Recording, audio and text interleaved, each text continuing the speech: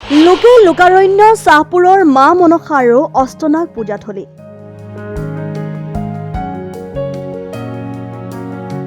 পশ্চিম নলবাৰীৰ চাহপুৰ ৰাজঘাটৰ ৰাজহুৱা মা মনসা মন্দিৰ আৰু চাহপুৰ শৰ্মা চুবুৰীৰ ৰাজহুৱা মা মনসা মন্দিৰ প্ৰাংগণত বৃহস্পতিবাৰে আয়োজন কৰা মা মনসা আৰু অষ্টনাগ পূজা মণ্ডপ লোকে লোকাৰণ্য হৈ পৰে। চাহপুৰ ৰাজঘাটৰ পূজা বুধবাৰৰ পৰা 3দিনীয়া কাৰ্যসূচীৰে আৰু চাহপুৰ শৰ্মা চুবুৰীৰ ৰাজহুৱা মা মনসা মন্দিৰৰ ৰাজহুৱা পূজা এদিনীয়া কাৰ্যসূচীৰে অনুষ্ঠিত কৰা হৈছে। দুয়োখন পূজাত পুৱাৰে পৰা পানী তোলা, ওজাপালিৰ বন্দনা, বন্তি প্ৰজ্বলন, উচৰ্গা, ভক্তিসকলৰ মানস বন্তি প্ৰজ্বলন, পূজাৰ শান্তি নিৰ্মালী প্ৰদান, প্ৰসাদ আৰু ৰাজহুৱা ভোগ বিতৰণ কাৰ্যসূচী সম্পন্ন কৰা হয়। আবেলি ওজাপালি আৰু সন্ধিয়াৰ পৰা নাগাৰা নাম আৰু চাহপুৰ শৰ্মা চুবুৰীৰ পূজাত 9 দলৰ মহিলাৰ থিয়নাম দলে নাম পৰিৱেশন কৰিব। এই মনসা পূজাখন আৰম্ভ হোৱাৰ বহু বছৰ হ'ল। আজি এই 135 বছৰত ভৰি দিলেহি আজি। আৰু এই সুদীৰ্ঘ দিন ধৰি এই পূজাখন চলি আহিছিল। অৱশ্যে মাজতে এই পূজাখনৰ মানে এটা সাধাৰণ খেৰী ঘৰহে আছিল আৰু তাত মূৰ্তি আগতে মৃন্ময় মূৰ্তিত পূজা কৰা হৈছিল, কেতিয়াবা ঘটতো পূজা কৰা হৈছিল।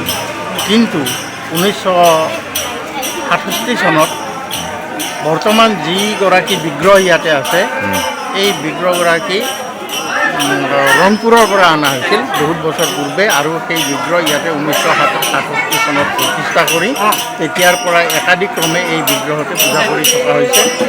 আৰু ইয়াৰ মাহাত্ম্যও আছে, বহু দূৰলৈকে ইয়াৰ মাহাত্ম্য বিয়পি গৈছে। অনুষ্ঠানৰ এতিয়া আকৌ পানী তোলা হ'ল, ওজাপালি আছে আৰু ওজাপালিৰ পিছত পূজাৰ শেষত ইয়াতে সন্ধিয়াৰ সময়ত মানে আমাৰ কি থিয়নাম হ'ব ইয়াতে। কেতিয়া হ'ব? গধূলি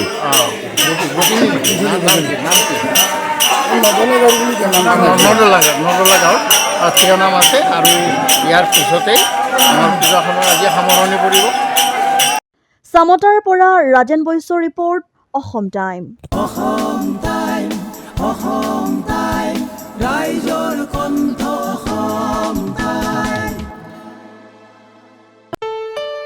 ঘৰত আনন্দ আৰু সম্পৰ্কৰ চমক বজাই ৰাখিবলৈ জৰুৰী হৈছে সকলো আনন্দময় মুহূৰ্তত মৰমৰ উপহাৰ দিয়াটো। সেইবাবে মধুশ্ৰী জুৱেলাৰ্ছে আনিছে সকলো ৰঙীন ক্ষণৰ বাবে বিশেষ গহনা। হীৰাৰে হওক, সোণৰে হওক বা ৰূপৰে হওক, শ্ৰেষ্ঠ ডিজাইনছ আৰু হলমাৰ্কযুক্ত গহনাই ৰাখে সম্পৰ্কক নিখুঁত। তেনেহ'লে আজিয়ে আনক আনন্দ মধুশ্ৰী জুৱেলাৰ্ছৰ সৈতে। যোগাযোগ কৰক 7002800341 নাইবা ভিজিট কৰক LNB ৰোড, নলবাৰী, অসম।